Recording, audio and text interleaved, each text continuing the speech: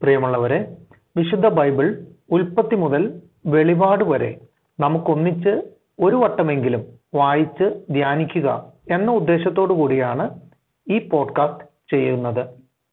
ഈ ബൈബിൾ പാരായണത്തിന് നമ്മൾ ഉപയോഗിക്കുന്നത് POC മലയാളം ബൈബിളാണ്.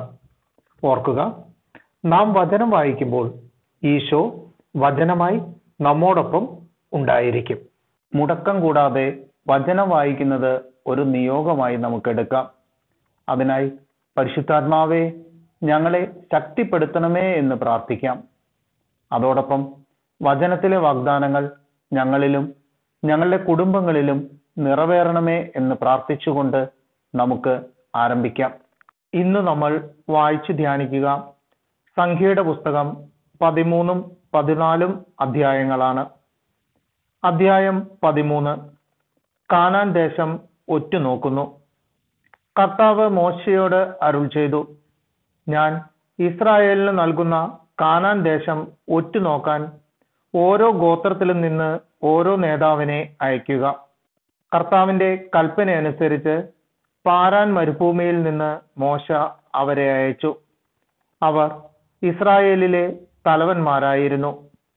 അയച്ചത് ഇവരെയാണ്: റൂബൻ ഗോത്രത്തിൽ നിന്ന് സക്കൂറിന്റെ മകൻ ഷമ്മുവ, ശിമയോൻ ഗോത്രത്തിൽ നിന്ന് ഹോറിയുടെ മകൻ ഷാഫാത്ത്, യൂദാ ഗോത്രത്തിൽ നിന്ന് യെഫുന്നയുടെ മകൻ കാലേബ്, ഇസാക്കർ ഗോത്രത്തിൽ നിന്ന് ജോസഫിന്റെ മകൻ ഈഗാൽ, എഫ്രായിം ഗോത്രത്തിൽ നിന്ന് നൂനിന്റെ മകൻ ഹോഷേയ, ബെഞ്ചമിൻ ഗോത്രത്തിൽ നിന്ന് റാഫുവിന്റെ മകൻ പൽത്തി, സെബുലൂൻ ഗോത്രത്തിൽ നിന്ന് സോദിയുടെ മകൻ ഗദ്ദിയേൽ, ജോസഫിന്റെ മനാസയുടെ ഗോത്രത്തിൽ നിന്ന് സൂസിയുടെ മകൻ ഗദ്ദി, ദാൻ ഗോത്രത്തിൽ നിന്ന് ഗമല്ലിയുടെ മകൻ അമ്മിയേൽ, ആഷേർ ഗോത്രത്തിൽ നിന്ന് മിഖായേലിന്റെ മകൻ സെത്തൂർ, നഫ്താലി ഗോത്രത്തിൽ നിന്ന്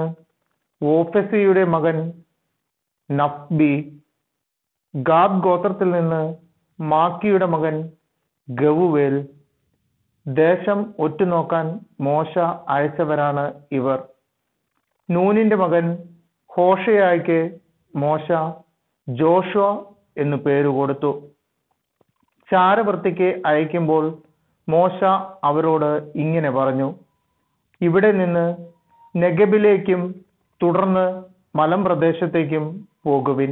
നാട് ഏതുവിധമുള്ളതാണ്? അവിടുത്തെ ജനങ്ങൾ ശക്തരോ ബലഹീനരോ? അവർ എണ്ണത്തിൽ കുറവോ കൂടുതലോ? അവർ വസിക്കുന്ന സ്ഥലം നല്ലതോ ചീത്തയോ? അവർ വസിക്കുന്ന നഗരങ്ങൾ വെറും കൂടാരങ്ങളോ മതിൽ കെട്ടി ഉറപ്പിച്ചതോ? ഭൂമി ഫലഭൂയിഷ്ടിയുള്ളതോ അല്ലാത്തതോ? വൃക്ഷസമ്പത്തുള്ളതോ ഇല്ലാത്തതോ എന്ന് പരിശോധിക്കണം. ധൈര്യം അവലംബിക്കുവിൻ. ആ ദേശത്ത് നിന്ന് കുറച്ച് ഫലങ്ങളും കൊണ്ടുവരണം. മുന്തിരി പഴുത്തു തുടങ്ങുന്ന കാലമായിരുന്നു അത്. അവർ പോയി സിൻ മരുഭൂമി മുതൽ ഹമാത്തിന്റെ കവാടത്തിനടുത്ത് റാഹോബ് വരെയുള്ള പ്രദേശം രഹസ്യമായി നിരീക്ഷിച്ചു. അവർ നെഗബു കടന്ന് ഹെബ്രോണിലെത്തി. അവിടെ അനാക്കിന്റെ പിന്തുടർച്ചക്കാരായ അഹിമാൻ, ഷേഷായ്, തൽമായി എന്നിവർ വസിച്ചിരുന്നു. ഹെബ്രോൺ ഈജിപ്തിലെ സോവാനിനേക്കാൾ 7 വർഷം മുൻപ് പണിതതാണ്. അവർ എഷ്കോൾ താഴ്വരയിൽ നിന്ന് ഒരു മുന്തിരിക്കൊമ്പ് കുലയോടുകൂടെ മുറിച്ചെടുത്ത് 2 പേർ തണ്ടിന്മേൽ ചുമന്നുകൊണ്ടുപോന്നു. കുറെ മാതളപ്പഴവും അത്തിപ്പഴവും അവർ കൊണ്ടുവന്നു. ഇസ്രായേൽക്കാർ മുന്തിരിക്കൊല മുറിച്ചെടുത്തത് നിമിത്തം ആ സ്ഥലത്തിന് എഷ്കോൾ താഴ്വര എന്ന് പേര് കിട്ടി. 40 ദിവസത്തെ രഹസ്യ നിരീക്ഷണത്തിന് ശേഷം അവർ മടങ്ങി. അവർ പാരാൻ മരുഭൂമിയിലുള്ള കാദശിൽ വന്ന് മോശയെയും അഹറോനെയും ഇസ്രായേൽ ജനം മുഴുവനെയും വിവരമറിയിച്ചു. ആ ദേശത്തെ പഴങ്ങൾ കാണിക്കുകയും ചെയ്തു. അവർ അവനോട് പറഞ്ഞു, നീ പറഞ്ഞയച്ച ദേശത്ത് ഞങ്ങൾ ചെന്നു. പാലും തേനും ഒഴുകുന്നതാണ് അത്. ഇതാ അവിടുത്തെ പഴങ്ങൾ. എന്നാൽ അവിടുത്തെ ജനങ്ങൾ മല്ലന്മാരാണ്. പട്ടണങ്ങൾ വളരെ വിശാലവും കോട്ടകളാൽ ചുറ്റപ്പെട്ടതുമാണ്. മാത്രമല്ല അനാക്കിന്റെ വർഗക്കാരെയും ഞങ്ങൾ അവിടെ കണ്ടു. അമലേക്യർ നെഗബിലും ഹിത്യരും ജബൂസ്യരും അമോന്യരും പർവ്വതങ്ങളിലും കാനാന്യർ കടലോരത്തും ജോർദാൻ തീരത്തും വസിക്കുന്നു. മോശയുടെ ചുറ്റും കൂടിയ ജനത്തെ നിശബ്ദരാക്കിയിട്ട് കാലബ് പറഞ്ഞു, നമുക്ക് ഉടനെ പോയി ആ ദേശം കൈവശപ്പെടുത്താം. അത് കീഴടക്കാനുള്ള ശക്തി നമുക്കുണ്ട്. എന്നാൽ അവിടുത്തെ ജനങ്ങളെ കീഴ്പ്പെടുത്താൻ നമുക്ക് കഴിവില്ല.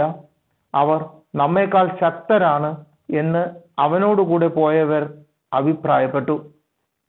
അങ്ങനെ തങ്ങൾ കണ്ട സ്ഥലത്തെക്കുറിച്ച് ജനത്തിന് തെറ്റായ ധാരണ നൽകിക്കൊണ്ട് അവർ പറഞ്ഞു, ഞങ്ങൾ ഒറ്റുനോക്കിയ ദേശം അവിടെ വസിക്കാൻ ചെല്ലുന്നവരെ വിഴുങ്ങിക്കളയുന്നതാണ്. അവിടെ ഞങ്ങൾ കണ്ട മനുഷ്യരോ അതികായന്മാർ. നെഫിമിലിൽ നിന്നു വന്ന അനാക്കിന്റെ മല്ലന്മാരായ മക്കളെ അവിടെ ഞങ്ങൾ കണ്ടു. അവരുടെ മുമ്പിൽ ഞങ്ങൾ വെറും വിട്ടിലുകളാണെന്ന് ഞങ്ങൾക്ക് തോന്നി.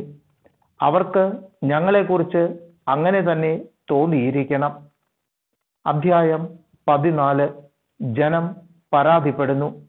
രാത്രി മുഴുവൻ ജനം ഉറക്കെ നിലവിളിച്ചു. അവർ മോശയ്ക്കും അഹറോനുമെതിരായി പിറുപിറുത്തു.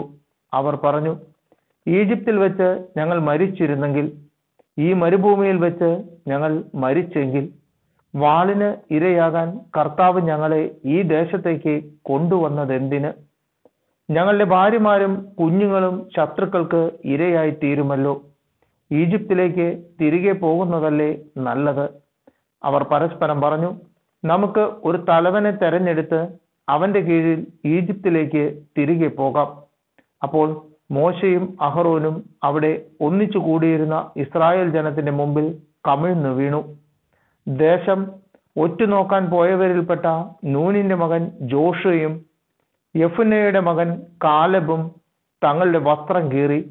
അവർ ഇസ്രായേൽ സമൂഹത്തോട് പറഞ്ഞു, ഞങ്ങൾ ഒറ്റുനോക്കാൻ പോയ ദേശം അതിവിശിഷ്ടമാണ്. കർത്താവ് നമ്മിൽ സംപ്രീതനാണെങ്കിൽ അവിടുന്ന് നമ്മെ അങ്ങോട്ട് നയിക്കുകയും തേനും പാലും ഒഴുകുന്ന ആ ദേശം നമുക്ക് തരുകയും ചെയ്യും. നിങ്ങൾ കർത്താവിനോട് മറുതലിക്കരുത്.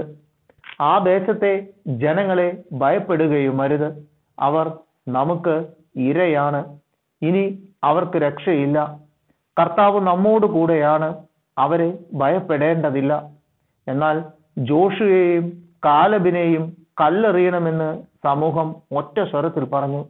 അപ്പോൾ സമാഗമ കൂടാരത്തിൽ കർത്താവിന്റെ മഹത്വം ഇസ്രായേലിന് പ്രത്യക്ഷമായി. മോശയുടെ മാധ്യസ്ഥ്യം. കർത്താവ് മോശയോട് അരുൾ ചെയ്തു, ഈ ജനം എത്രത്തോളം എന്നെ പ്രകോപിപ്പിക്കും? അവരുടെ മധ്യേ ഞാൻ പ്രവർത്തിച്ചിട്ടുള്ള അടയാളങ്ങൾ കണ്ടിട്ടും എത്ര നാൾ എന്നെ അവർ വിശ്വസിക്കാതിരിക്കും? ഞാൻ അവരെ മഹാമാരി കൊണ്ട് പ്രഹരിച്ച് നിർമൂലനം ചെയ്യും. എന്നാൽ അവരെക്കാൾ വലുതും ശക്തവുമായ ഒരു ജനതയെ നിന്നിൽ നിന്ന് പുറപ്പെടുവിക്കും. മോശ കർത്താവിനോട് പറഞ്ഞു, ഈജിപ്തുകാർ ഇതേപ്പറ്റി കേൾക്കും. അവിടുത്തെ ശക്തമായ കരമാണല്ലോ ഈ ജനത്തെ അവരുടെ ഇടയിൽ നിന്ന് കൊണ്ടുപോകുന്നത്. ഈ ദേശത്ത് വസിക്കുന്നവരോടും അവർ ഇക്കാര്യം പറയും. കർത്താവെ, അങ്ങ് ഈ ജനത്തിന്റെ മധ്യേയുണ്ടെന്ന് അവർ കേട്ടിട്ടുണ്ട്. കാരണം ഈ ജനം അങ്ങയെ അഭിമുഖം കാണുന്നു. അവിടുത്തെ മേഘം ഇവരുടെ മുകളിൽ എപ്പോഴും നിൽക്കുന്നു. പകൽ മേഘസ്തംഭവും രാത്രിയിൽ അഗ്നിസ്തംഭവും കൊണ്ട് അവിടുന്ന് ഇവർക്ക് വഴി കാട്ടുന്നു. അതിനാൽ ഒരൊറ്റയാളെ എന്ന പോലെ അങ്ങ് ഈ ജനത്തെ സംഹരിച്ചു കളഞ്ഞാൽ അങ്ങയുടെ പ്രശസ്തി കേട്ടിട്ടുള്ള ജനതകൾ പറയും, അവർക്ക് കൊടുക്കാമെന്ന് സത്യം ചെയ്ത ദേശത്ത് അവരെ എത്തിക്കാൻ കർത്താവിന് കഴിവില്ലാത്തതുകൊണ്ട് മരുഭൂമിയിൽ വെച്ച് അവൻ അവരെ കൊന്നുകളഞ്ഞു. കർത്താവെ, അങ്ങ് അരുൾ ചെയ്തിട്ടുള്ളതുപോലെ അങ്ങയുടെ ശക്തി വലുതാണെന്ന് പ്രകടമാക്കണമേ എന്ന് ഞാൻ പ്രാർത്ഥിക്കുന്നു. കർത്താവ് ക്ഷമാശീലനും അചഞ്ചല സ്നേഹം കവിഞ്ഞൊഴുകുന്നവനുമാണ്. അവിടുന്ന് അകൃത്യവും അപരാധങ്ങളും ക്ഷമിക്കുന്നവനാണ്. എന്നാൽ കുറ്റക്കാരനെ വെറുതെ വിടാതെ പിതാക്കന്മാരുടെ അകൃത്യങ്ങൾക്ക് മക്കളെ 3 4 തലമുറ വരെ ശിക്ഷിക്കുന്നവനുമാണെന്ന് അങ്ങ് അരുൾ ചെയ്തിട്ടുണ്ടല്ലോ. അങ്ങയുടെ കാരുണ്യാതിരേകത്തിന് യോജിച്ച വിധം ഈജിപ്ത് മുതൽ ഇവിടം വരെ ഈ ജനത്തോട് ക്ഷമിച്ചതുപോലെ ഇപ്പോഴും ഇവരുടെ അപരാധം പൊറുക്കണമെന്ന് അങ്ങയോട് ഞാൻ യാചിക്കുന്നു. അപ്പോൾ കർത്താവ് അരുൾ ചെയ്തു, നിന്റെ അപേക്ഷ സ്വീകരിച്ച് ഞാൻ ക്ഷമിച്ചിരിക്കുന്നു.